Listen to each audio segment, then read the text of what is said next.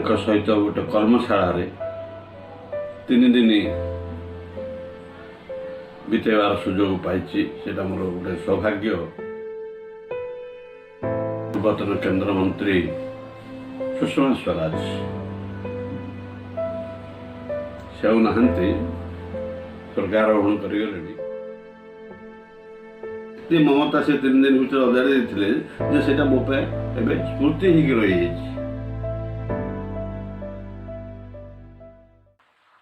मनुष्यर गोटे बड़ शत्रु हूँ अहंकार।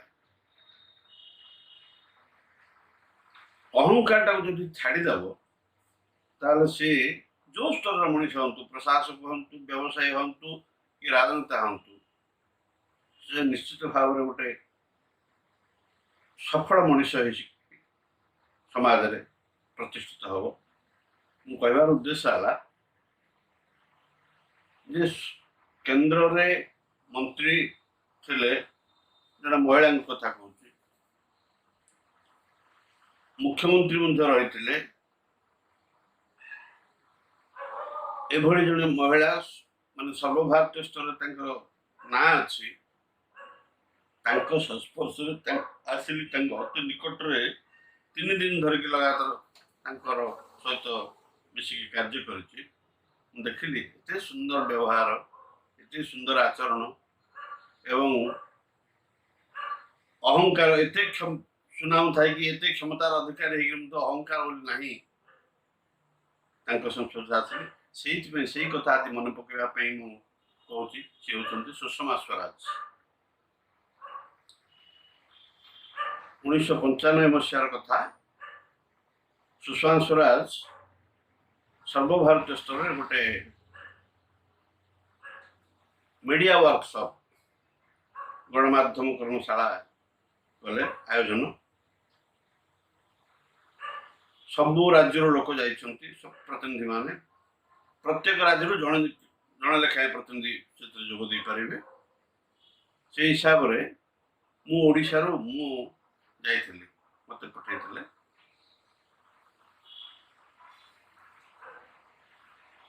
तरबरिया भाव में मते हठात आज फोन आसला जे आपन काली दिल्ली जीवे मीडिया वर्कशॉप जोग देवा पे।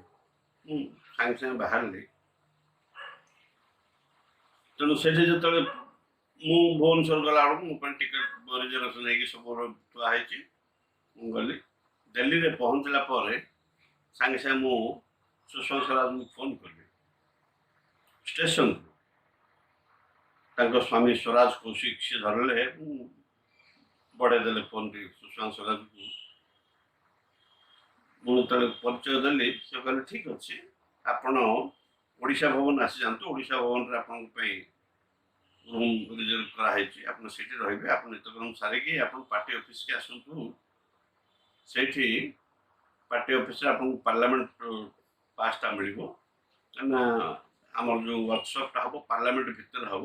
पार्लियामेंट भितर जावाई पास दरकार से पार्टी ऑफिस मिल 9टा अधे बेलू आप पार्लियामेंट पाखे पहुंच जाइए।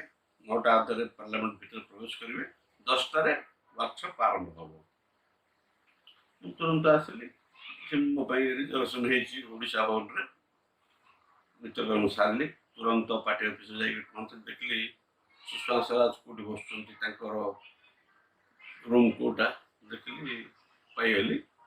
पाइला जो से रूम जावाई चाहिए जी थी से रूम दायित्व जो दरबान थिला से कहला ना आप मिस पारे मैं मोर मिनिटर काम ना जमा नुहे कि से बहुत व्यस्त अच्छा।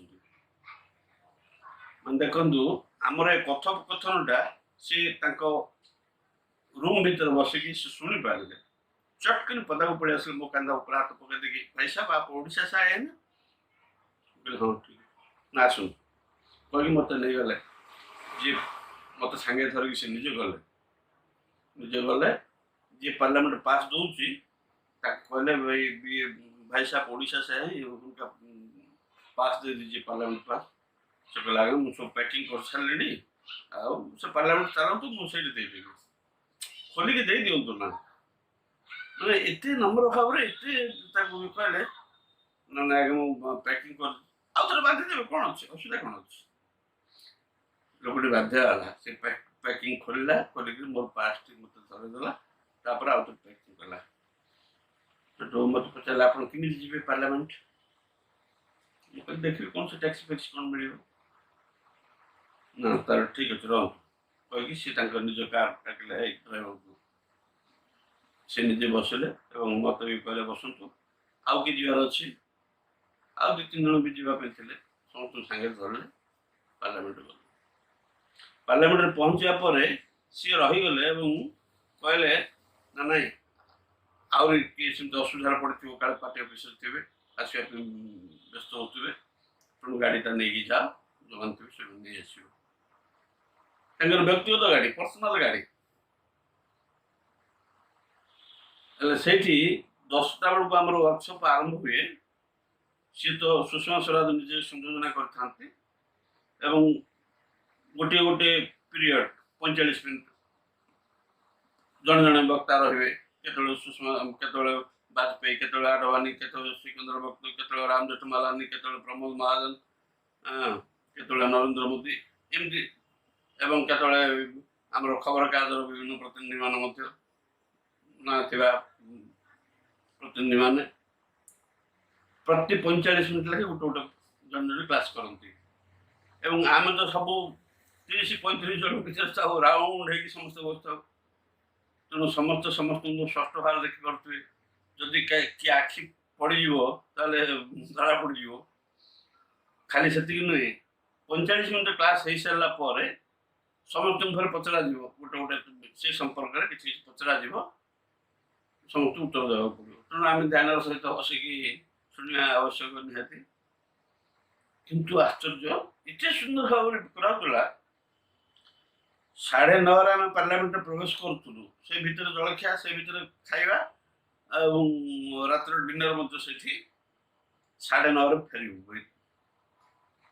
ମିନିଟେ ସେ ଭିତରେ ଫୁର୍ସତ ନାହିଁ ଘଣ୍ଟା ଦେଖିକି ଆରମ୍ଭ କରି ସୁଷମା ସ୍ୱରାଜ ପଳେଇ ଆସିବେ ଭାଇ 10ଟାକୁ 1 ମିନିଟ୍ ଥିବ ଆସି ପହଞ୍ଚିଯିବେ 10 ବଜେ ଗା शुरू करेंगे କହିକି ଆରମ୍ଭ କରିବେ ଏତେ ସୁନ୍ଦର ମାନେ ତାଙ୍କ ଦ୍ୱାରା ମୁଁ ବେଶୀ ପ୍ରଭାବିତ ହେଇଛି ଯେ ଲୋକଟା ମାନେ ତାଙ୍କ ପାଖରେ ଯେଉଁ ଗୁଣତକ ଥିଲା ଅହଙ୍କାର ଶୂନ୍ୟ ଭାବରେ ସେ ଅତି ଏତେ କ୍ଷମତାର ଥାଇକି ମଧ୍ୟ ତାଙ୍କ ପାଖରେ ଗର୍ବ ଅହଙ୍କାର ନଥିଲା ସେଇଥିପାଇଁ ସେ ଏତେ ଉଚ୍ଚ ଆସନକୁ ଯାଇପାରିଥିଲେ ଆଜି ତାଙ୍କର ଦିନ ପଡ଼ୁଛି ତ ସେଥିପାଇଁ ସେଇ ସ୍ମୃତି ମୋର ମନେ ପଡ଼ିଗଲା ଆମେ ଏତିକି ଅନ୍ତତ କରିବା ତାଙ୍କୁ ସମ୍ମାନ ଜଣାଇବା ପାଇଁ ଆମେ ସମସ୍ତେ ଅହଙ୍କାରଟାକୁ ଛାଡ଼ିଦେବା ଏତିକି ମୋ ନିବେଦନ ଆପଣଙ୍କୁ ଯଦି ଆମର ଏ ଭିଡ଼ିଓଟି ଭଲ ଲାଗିଲା ଆମର ଭିଡ଼ିଓଟିକୁ ଲାଇକ୍ କରନ୍ତୁ ଆମର ଚ୍ୟାନେଲଟିକୁ ସବସ୍କ୍ରାଇବ୍ କରନ୍ତୁ ଆଉ ବେଲ୍ ଆଇକନ୍ଟିକୁ କ୍ଲିକ୍ କରିବାକୁ ଜମାରୁ ଭୁଲନ୍ତୁ ନାହିଁ ଜୟ ଜଗନ୍ନାଥ।